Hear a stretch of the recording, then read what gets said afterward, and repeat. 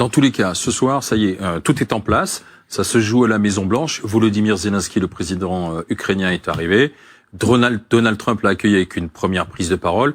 Les Européens sont aussi dans une pièce à côté en attendant d'intégrer la réunion. Et ce que vous voyez là, l'image en direct que vous voyez juste, ce sera pour la photo de famille.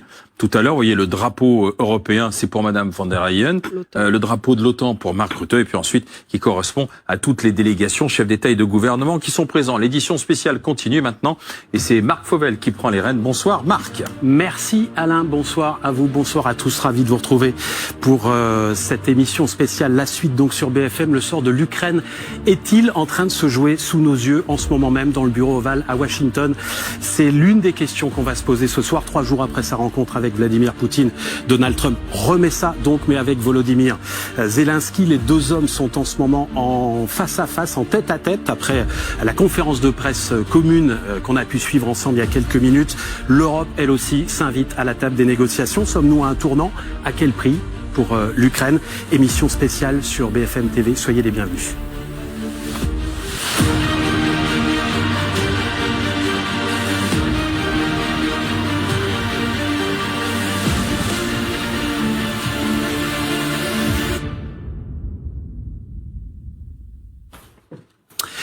Ravi de vous retrouver pour cette émission spéciale. Donc il y a 6 mois, leur dernier tête-à-tête avait tourné au fiasco et même à l'humiliation pour Volodymyr Zelensky. Et pourtant, c'est l'image du jour, le président ukrainien qui retrouve Donald Trump. C'était il y a quelques minutes à Washington. On l'a suivi en direct, cet événement. Poignée de main entre les deux hommes, puis conférence de presse avec Donald Trump et Volodymyr Zelensky. On va y revenir longuement dans quelques instants. En ce moment, la réunion se poursuit donc dans le bureau ovale, pendant que les Européens, eux, une demi-douzaine de chefs d'État européens, dont Ursula von der Leyen et Emmanuel Macron, attendent dans la pièce d'à côté, quasiment dans une autre pièce en tout cas, de la Maison-Blanche. Dispositif exceptionnel sur BFM TV pour suivre ce sommet et l'autre sommet qui va suivre donc avec les Européens. Nous serons à Washington, bien sûr, avec les différents correspondants et envoyés spéciaux de notre chaîne. Nous serons également en Ukraine, pas très loin de la ligne de front d'ailleurs, et puis en Russie, bien sûr. On va d'abord réécouter un extrait des échanges, c'était il y a quelques minutes, avec Donald Trump et Volodymyr Zelensky. Il faut mettre un terme à cette guerre, arrêter la Russie. Et donc pour cela, nous avons besoin du soutien des États-Unis et de l'Europe.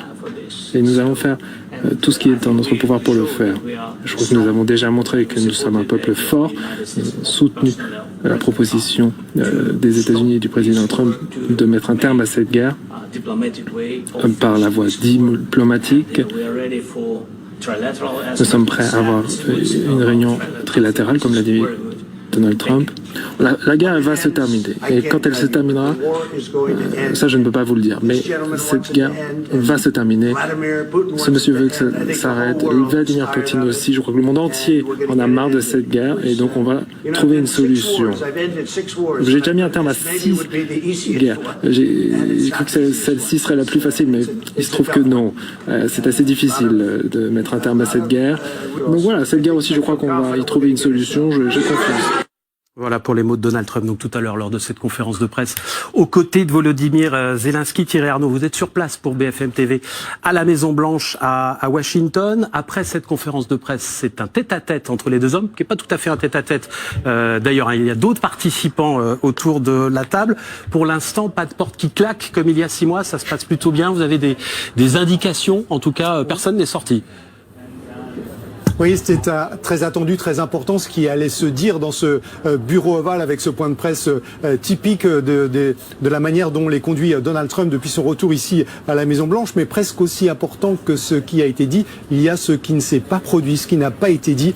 Et effectivement, le contraste avec ce qui s'était passé le 28 février est tout à fait saisissant. Volodymyr Zelensky, assis à la droite de Donald Trump, avait retenu la leçon. Il est arrivé avec une série de compliments à la droite du président américain, en le remerciant pour tous ses efforts. Il n'a pas oublié de saluer la première dame des États-Unis et la lettre qu'elle avait écrite à l'attention de Vladimir Poutine pour demander de la clémence envers les enfants victimes de la guerre. Bref, il a, si j'ose dire, sorti la brosse à reluire aussi longtemps et autant de fois que ça a été nécessaire pour que les choses se passent bien. Et de son côté, il est clair que Donald Trump lui aussi était dans de meilleures dispositions.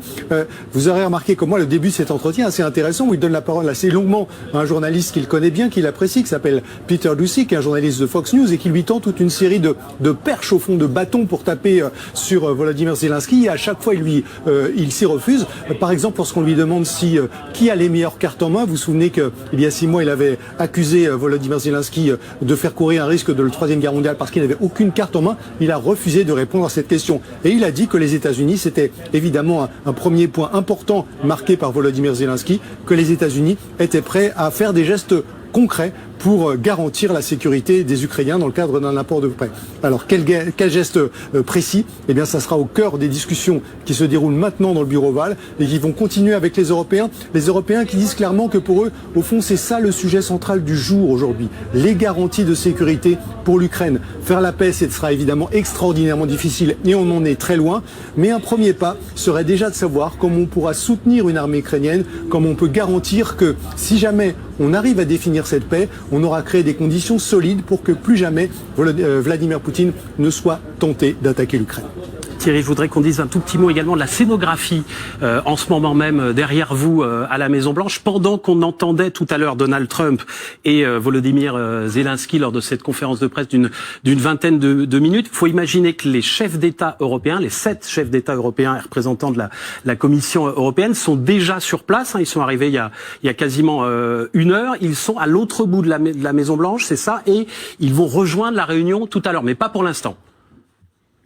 Oui, et ça c'est vraiment extraordinaire comme format assez inédit en fait. 5 chefs d'État et de gouvernement, plus la présidente de la Commission européenne, plus le secrétaire général de l'OTAN. C'est dire au fond à quel point on voulait encadrer cette réunion. Et ce que ça dit, même si évidemment personne ne le dira comme ça et tout le monde multipliera les égards et les compliments à l'égard de Donald Trump, ça veut dire qu'on a aucune confiance dans le fait de laisser les deux hommes seul à seul, aucune confiance dans ce que pourrait faire décider, annoncer le président américain, la manière dont il pourrait à nouveau peut-être piéger Volodymyr Zelensky. Et c'est ça qu'on veut éviter à tout prix en étant présent aujourd'hui, encadrer les discussions, encadrer les thèmes, encadrer les résultats et faire en sorte que le train, en quelque sorte, reste sur les rails d'une Europe autour de Volodymyr Zelensky pour l'aider, pour le soutenir et le soutenir face à un président américain dont on sent bien, après sa rencontre avec Vladimir Poutine, qu'il est à nouveau tenté de céder quelques points cruciaux à la Russie.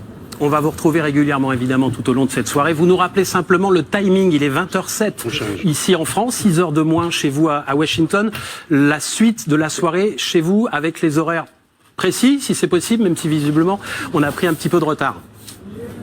Oui, on a pris du retard. Alors, ce qui était prévu, effectivement, c'est cette photo de famille qui devait avoir lieu aux alentours de 20h15. Ensuite, un premier rassemblement et on rentrerait dans le vif du sujet dans une réunion de travail à 9, c'est-à-dire tous ceux qui accompagnent Volodymyr Zelensky, les 7 chefs d'État et de gouvernement et les représentants des institutions internationales, le président ukrainien, le président américain et leur entourage essentiel, donc dans l'East Room de la Maison-Blanche, parce que là, pour le coup, le bureau ovale serait évidemment tout petit, trop petit. Et ça, c'est prévu à partir de 21h. Et à l'issue de cette réunion, des prises de parole des uns et des autres sont potentiellement attendues pour faire le bilan de la journée.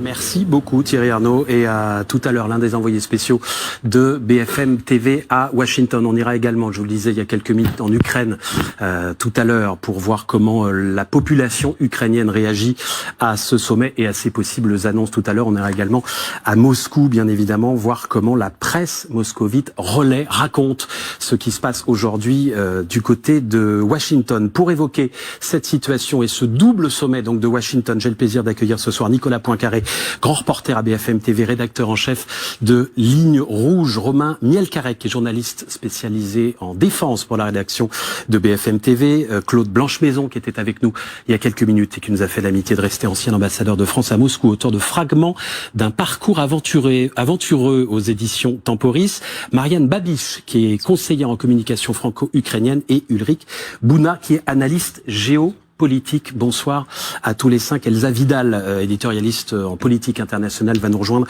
dans quelques minutes. Question simple, réponse courte, si vous voulez bien, en quelques mots, chacune et chacun. Qu'est-ce qui se joue en ce moment même dans la discussion entre Donald Trump et Volodymyr Zelensky. En quelques mots, où vous faites la moue, Nicolas, pour répondre à cette question? Non, pas du tout. Il se joue des choses très importantes ce soir. Il se joue l'avenir, sans doute, de cette guerre. Il se joue la paix ou la guerre. Il se joue la place de l'Europe. Et je trouve que c'est quelque chose de très important. On avait vraiment considéré comme un lieu commun. Tout le monde disait depuis un temps fou que l'Europe était out, que l'Europe ne comptait pas. Là, pour l'instant, elle est dans la pièce à côté. Hein. Oui, elle est dans la pièce à côté, mais elle va rentrer. Enfin, on ne sait pas ce qui va se passer. Hein. Mais si on va vers un processus de paix, il faudra qu'il y ait des troupes européennes, françaises et anglaises au sol, et ça va se discuter ce soir avec le soutien des Américains. Donc c'est pas rien. Donc oui, il se passe beaucoup de choses. La petite scène tout à l'heure un peu ridicule où on a vu Trump parler de lui, faire son show, parler de politique intérieure, de vote par correspondance, de n'importe quoi, n'est pas du tout représentatif de ce qui va se passer maintenant et qui est beaucoup plus sérieux que ce qu'on a vu il y a quelques minutes. Romain Mielcarrec.